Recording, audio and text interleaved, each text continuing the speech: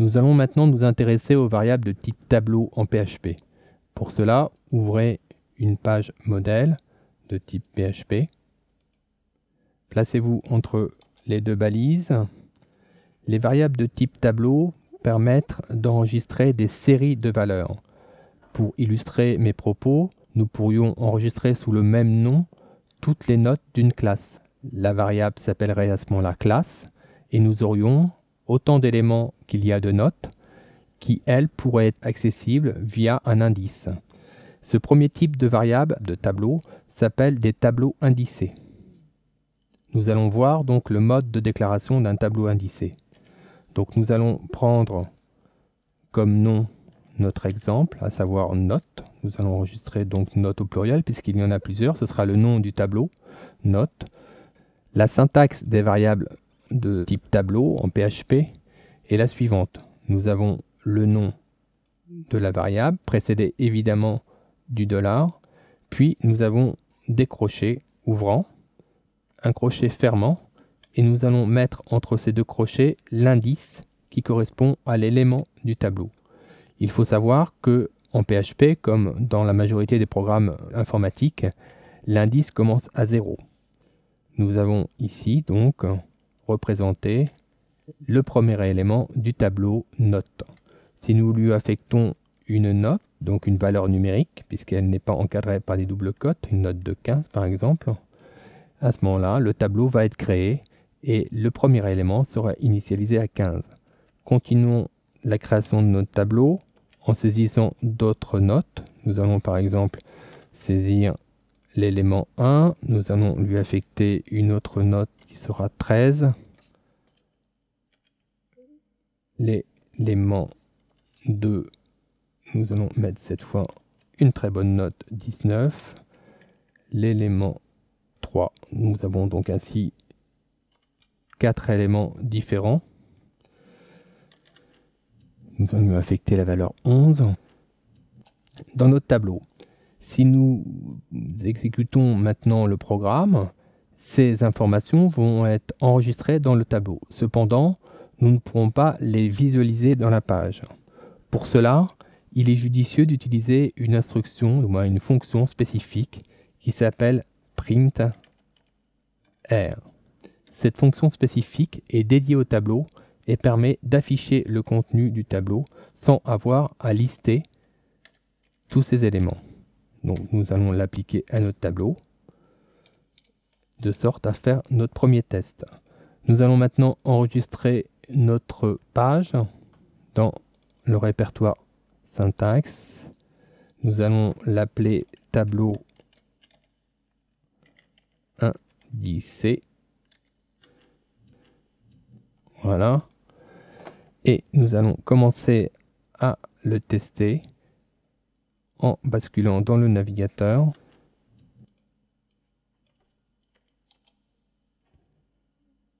Et en ouvrant la page nouvellement créée, tableau indicé. Nous voyons ici que le printer que nous avons ajouté affiche individuellement les différents éléments du tableau. Nous avons donc l'élément de type 0, d'indice 0 qui est égal à 15, l'élément d'indice 1 qui est égal à 13, l'indice 2 à 19 et 3 à 11. Cette représentation sera exclusivement utilisée pour la mise au point des programmes. Nous verrons par la suite qu'il existe d'autres systèmes qui permettent d'exploiter le contenu d'un tableau dans le cadre de programmes de production, programmes finaux. Là, pour l'instant, nous utiliserons le printer exclusivement pour la mise au point de nos programmes. Cette mise au point, cette représentation du contenu du tableau peut paraître claire dans la mesure où notre tableau n'est pas très grand. Cependant, si le tableau prend de l'embonpoint, il peut s'avérer un peu confus. Pour cela, nous allons revenir dans le code et nous allons modifier ce printer en lui associant une balise HTML qui est d'ailleurs dépréciée maintenant, qui s'appelle la balise pré. C'est une balise HTML qui permettait de conserver la mise en forme du code dans sa représentation finale dans le navigateur.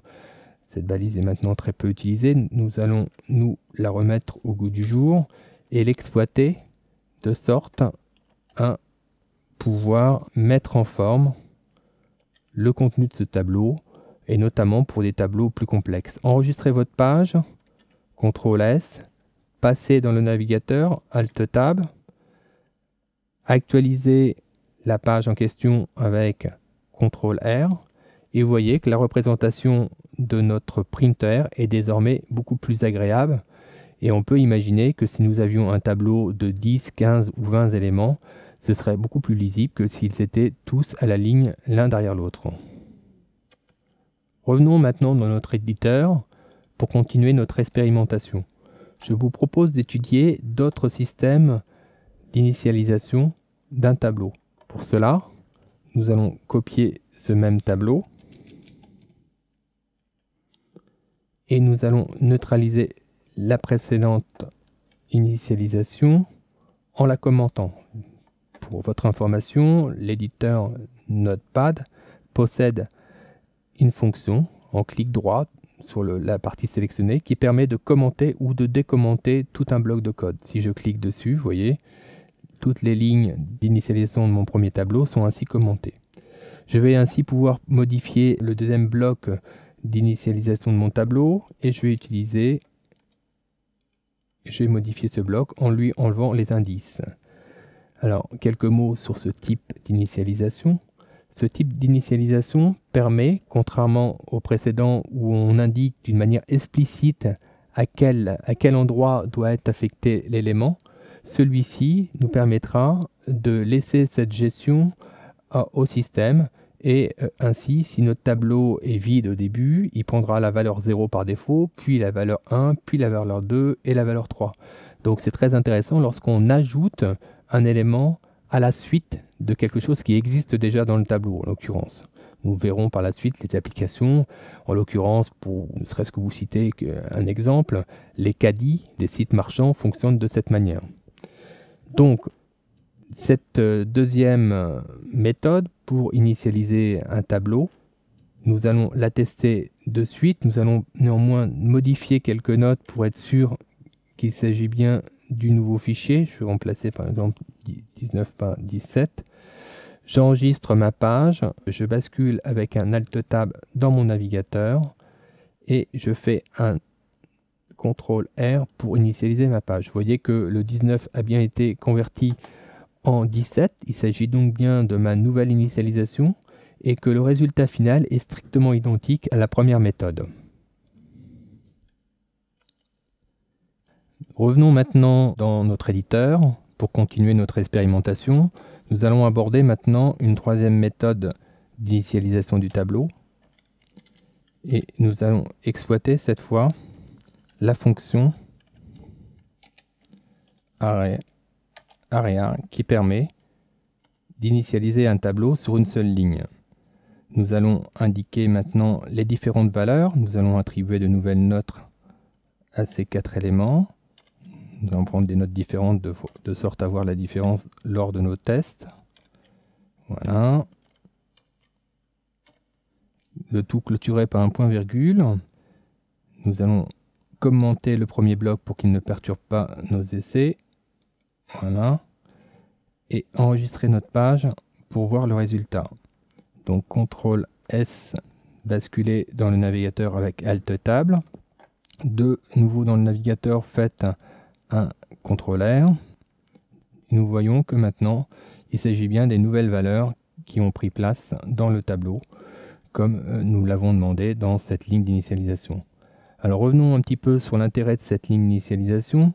Elle est, comme vous pouvez le voir, beaucoup plus compacte et permet en fin de compte d'initialiser des séries très rapidement d'informations. Imaginez par exemple les jours d'une semaine. Si vous désirez convertir des jours de semaine en anglais ou en français, on pourra très bien imaginer qu'il y ait 2 tableaux, l'un en français et l'autre en anglais, et il suffirait de substituer le nom de la variable pour basculer en français ou en anglais. Donc nous verrons par la suite d'autres applications concernant ce type d'initialisation. Nous en avons fini avec les différents moyens de déclaration des tableaux indicés.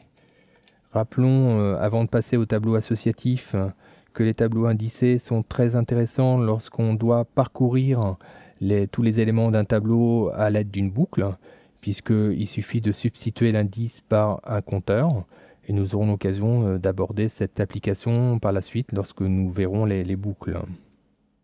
L'inconvénient, évidemment, pour ce type de tableau, c'est qu'il faut connaître l'indice pour trouver la valeur correspondant à l'élément.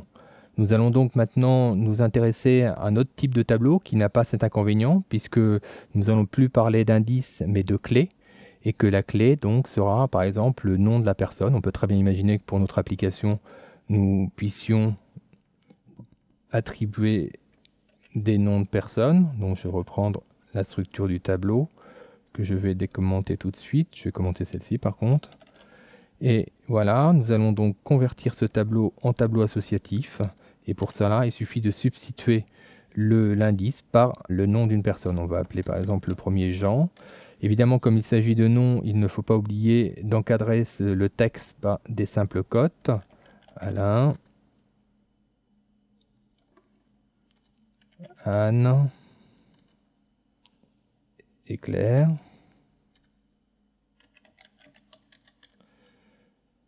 Voilà.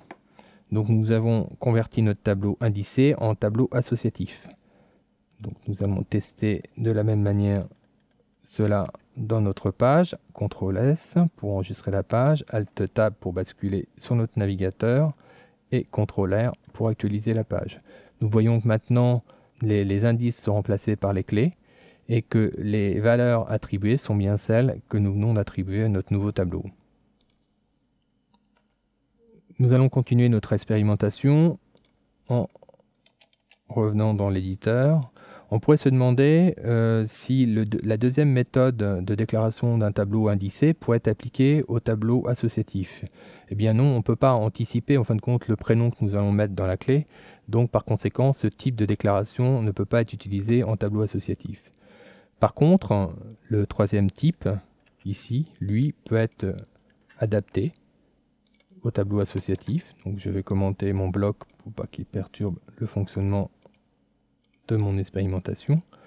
Et pour cela, il suffit de modifier un petit peu le contenu de la fonction des parenthèses de la fonction area en associant la clé, à savoir le prénom de chaque personne, et de lier la valeur avec deux symboles, le signe égal et le signe supérieur qui constitue donc une flèche d'attribution. Nous allons renouveler donc cette opération pour chaque valeur. Voilà. Et nous allons personnaliser chacun des noms en reprenant celui que nous avions indiqué précédemment.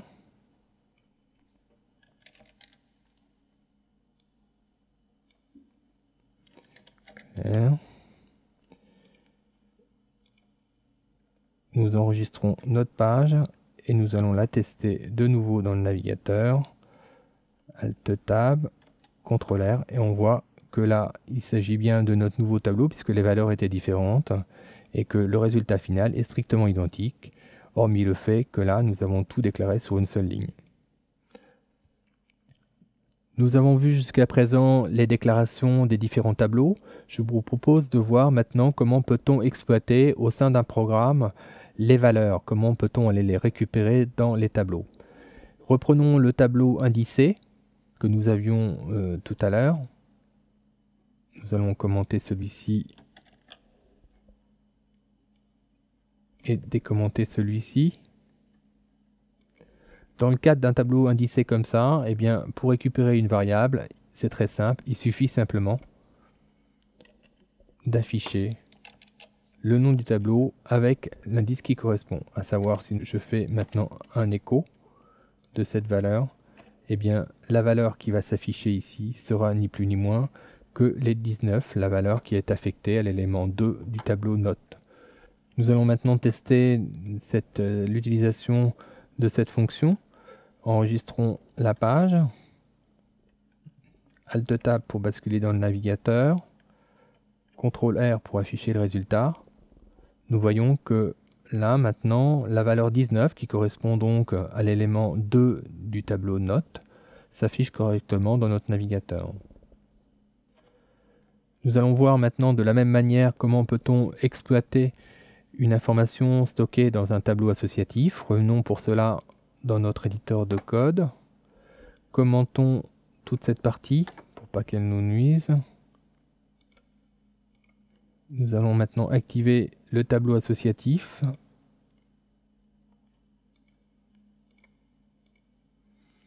Et nous allons nous fixer comme objectif d'aller voir la note d'Alain. Pour cela, vous l'avez compris, il suffit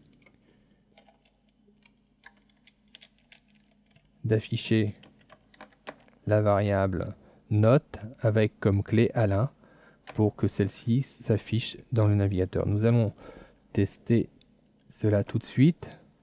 CTRL S, Alt Tab, CTRL R. Vous voyez que la note d'Alain qui est égale à 13 s'affiche désormais dans le navigateur.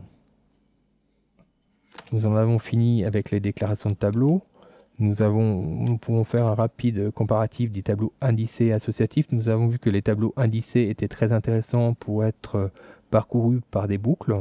Nous verrons par la suite cet usage. Les tableaux associatifs, quant à eux, sont intéressants pour un accès direct, puisqu'il suffit de connaître le nom de la personne et de le placer à l'intérieur en guise de clé pour accéder à sa valeur.